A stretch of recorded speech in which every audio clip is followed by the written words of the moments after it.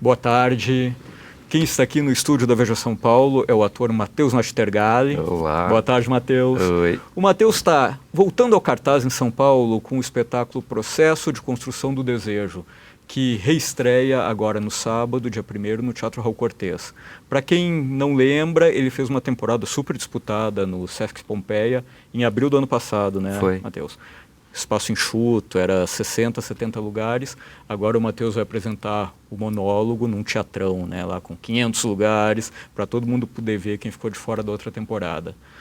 Sexta, 21h30, sábado, 21 horas, domingo, 18. Depois a gente vai repetir isso de novo, mas o que interessa aqui é falar com o Matheus agora.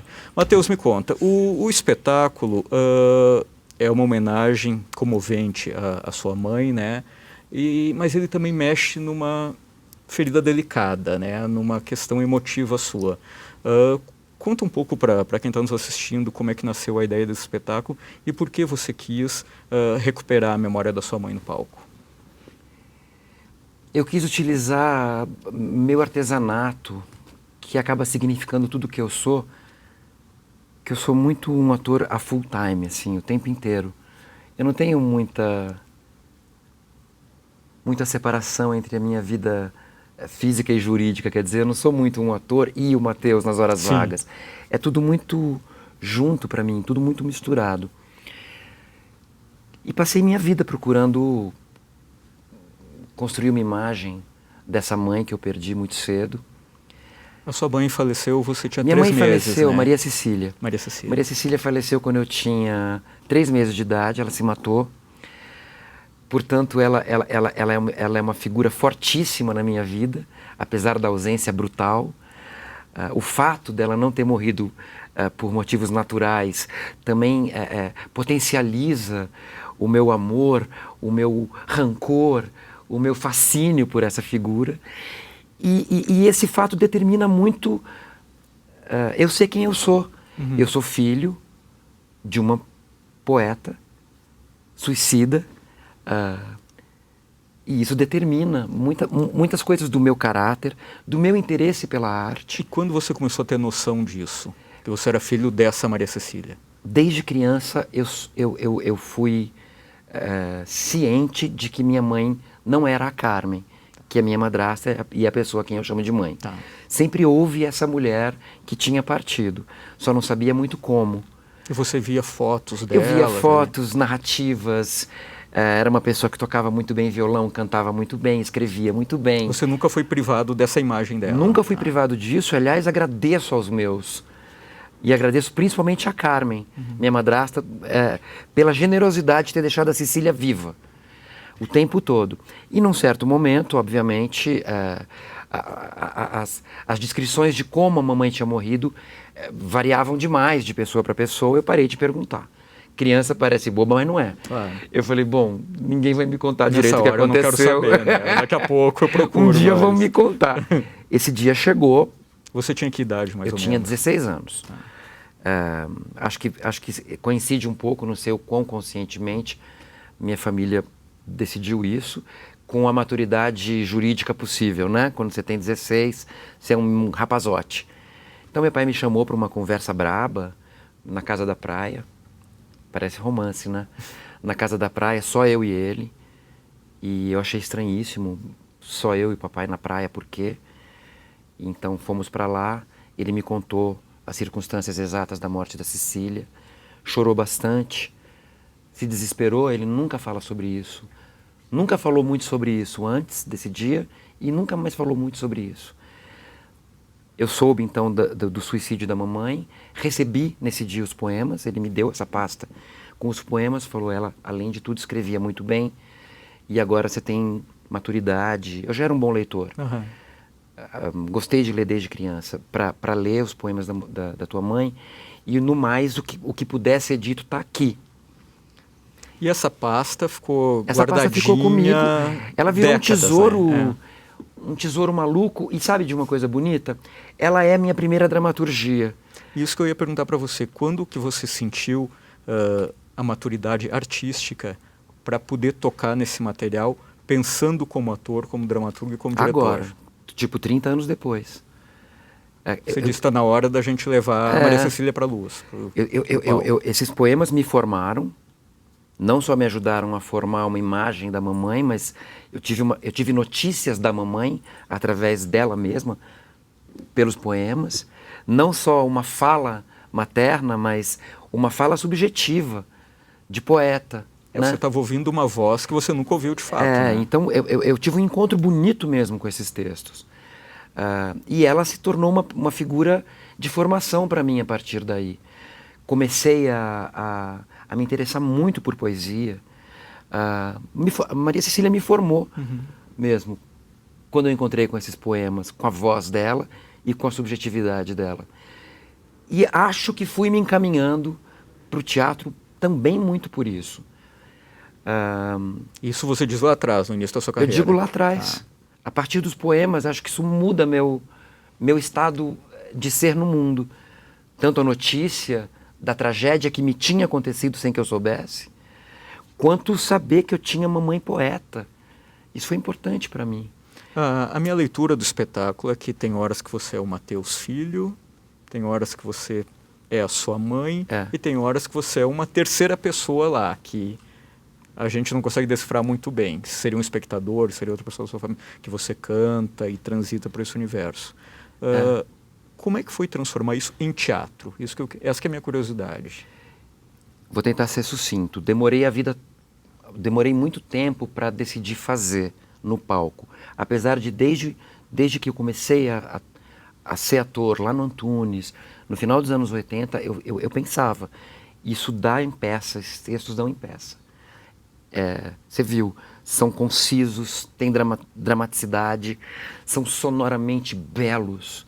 Era uma poetisa de talento, morreu muito jovem, mas tinha muito talento. Os textos são bons. Tinha que fazer uma peça, queria fazer uma peça, como eu disse, botar o meu instrumental, meu artesanato, o que no caso do ator é meu corpo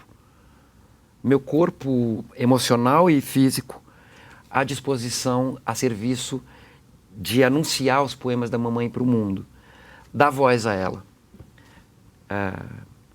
Acho isso até mais bonito do que publicar um livro, o que também fiz simultaneamente. Mas não queria ser a Cecília, apesar de alguns poemas serem tão em primeira pessoa, que me dão a oportunidade de entrever a mamãe e de deixar que esse 50% de mim, que é ela, aconteçam no palco como ela. Ao mesmo tempo, existe o meu espanto, minha alegria e a minha queixa o tempo todo.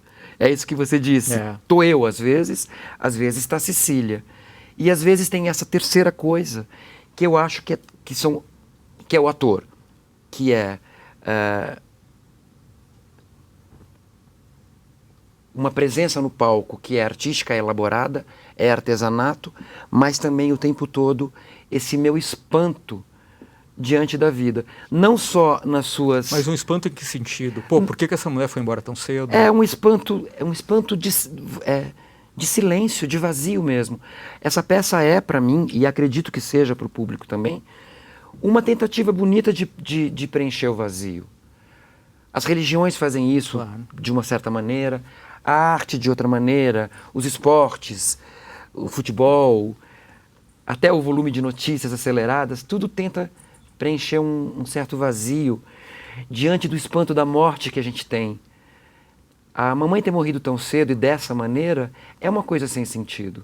E eu não procuro explicar. Sim. Eu procuro, durante o espetáculo, mostrar esse meu espanto de maneira mais calma, agora que eu sou mais adulto, e ao mesmo tempo tentar preencher com beleza, sons, músicas, luz. E claro, existe a realização artística no final de cada sessão. Existe. E como é que é controlar uma certa tristeza, uma melancolia que pode surgir também quando a cortina fecha, né? Porque você está mexendo em coisas delicadas. Eu me sinto muito feliz por perceber que a plateia compartilha comigo dessa alegria em tentar preencher os vazios da vida, em tentar dar beleza àquilo que não tem resposta. Isso é forte entre eu e a plateia toda noite. Isso me acalma, me deixa muito feliz. Me acontece muito durante a peça, de entrar em zonas de derrapagem mesmo, onde eu percebo que a minha raiva, a minha dor volta a ser muito pulsante. Acontece em algumas sessões isso. Em outras sessões acontece uma alegria bonita, radiante, de ter orgulho de ser filho de uma poetisa. E vou dizer uma coisa meio doida. Uma certeza de que é uma liberdade também você sair do mundo pelas próprias mãos. Claro. Alguns filósofos dizem que essa é a única pergunta, no fundo, para o ser humano. Você quer ou não viver? Você tem direito a decidir. Ela decidiu, né? E ela decidiu. Então, às vezes, essa decisão me morde de maneira dolorosa durante o espetáculo. Seja por uma frase que eu descubro de repente, com um novo sentido, sabe? Claro. Ou pela reação de algum espectador que me... Acontece. Mas, às vezes, também me dá um orgulho tão bonito de ter sido filho de uma pessoa que decidiu coisas e de ter conseguido, se é que é possível dizer isso, transformar isso tudo numa peça. Exato. Eu não sou místico, mas eu faço alguma coisa junto com a mamãe agora. Eu sou um ator, claro.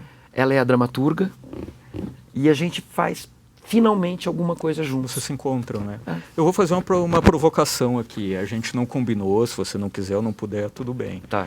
Você interpretaria um poema aqui para nós, para quem não conhece, conhecer um pouco da obra da Maria Cecília? Claro, claro. Então pode escolher à vontade aí. Tá. Eu vou falar um que eu acho muito bonito e que traduz um pouco, na minha opinião, quem foi a Cecília e o que ela pede de mim. O que ela pediu para mim e que eu ouvi aos 16 anos e que eu acho que é o que me formou. Acho que essa é a fala da minha mãe para mim. Posso? Claro. Eu procuro alguém para fazer uma poesia comigo. Tem que ser terno e triste. É essencial que seja triste.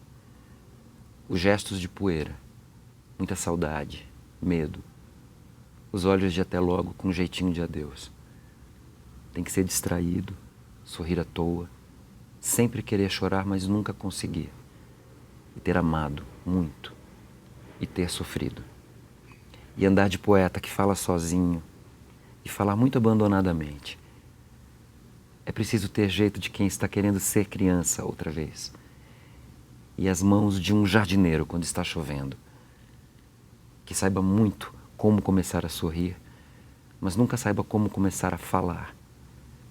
Mas a maior urgência que existe, o essencial, muito essencial, é ser imensamente triste.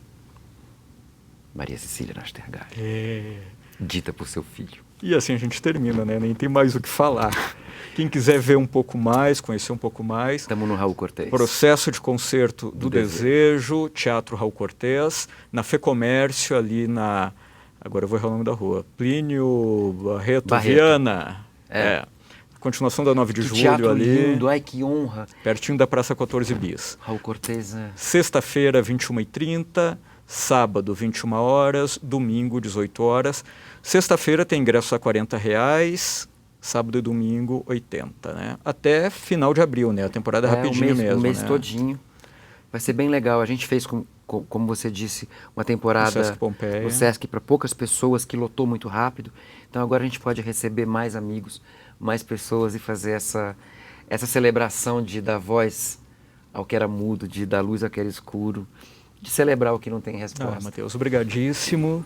E a gente volta na semana que vem com mais um Veja São Paulo ao vivo aqui. Obrigado.